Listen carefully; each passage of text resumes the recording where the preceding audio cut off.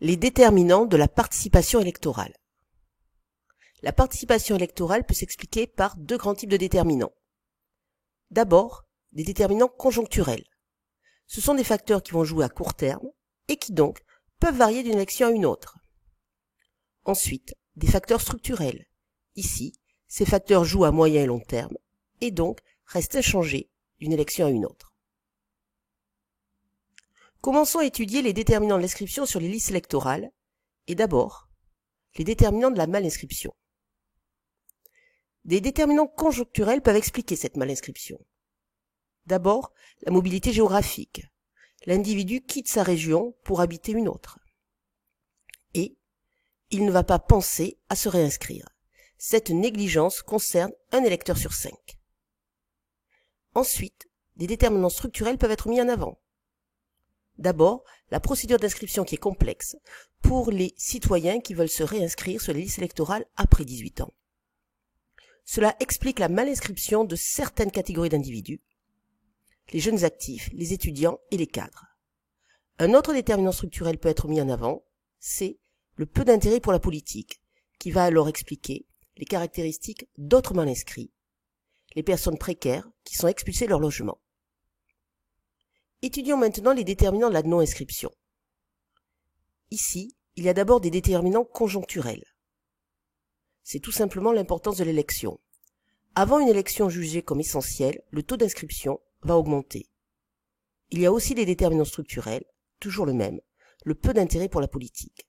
Cela va alors expliquer les caractéristiques des non-inscrits, les femmes, les peu diplômés, les jeunes, les Français nés à l'étranger. On peut alors s'intéresser maintenant à l'abstention au sens strict et mettre en évidence les déterminants. Il y a d'abord plusieurs formes d'abstention. Il y a d'abord un abstentionnisme intermittent.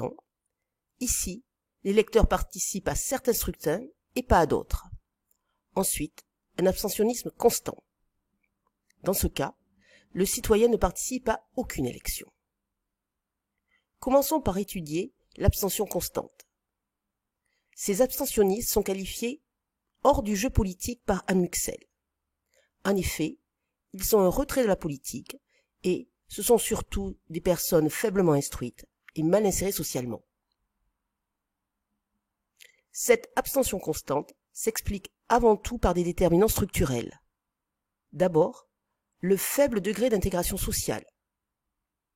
Le lien social est fragilisé, l'individu ne se sent pas appartenir à la communauté et donc ne va pas voter. Ensuite, le degré de politisation. Comme l'individu a peu d'intérêt pour la politique, il ne voit pas l'intérêt d'aller voter. Et enfin, le degré de compétence politique. Ici, l'individu ne se sent pas autorisé à émettre une opinion et n'ose pas aller voter. On peut maintenant mettre en évidence les facteurs qui influencent l'abstention intermittente. Ce sont des abstentionnistes dans le jeu politique d'après Anne Muxel. Eux ont une abstention intermittente et stratégique que l'on peut analyser comme une participation protestataire. Les caractéristiques de ces abstentionnistes sont radicalement différentes. Ce sont des individus insérés socialement, jeunes et plutôt diplômés. Quels sont les déterminants de cette abstention intermittente? D'abord des déterminants conjoncturels. L'enjeu de l'élection paraît limité. Ou bien, l'offre électorale ne convient pas. Enfin, ça peut être aussi une forme de sanction envers les gouvernements. Il y a ensuite des déterminants structurels. Une remise en cause de notre fonctionnement politique et notre démocratie représentative. On remet en cause le type de scrutin.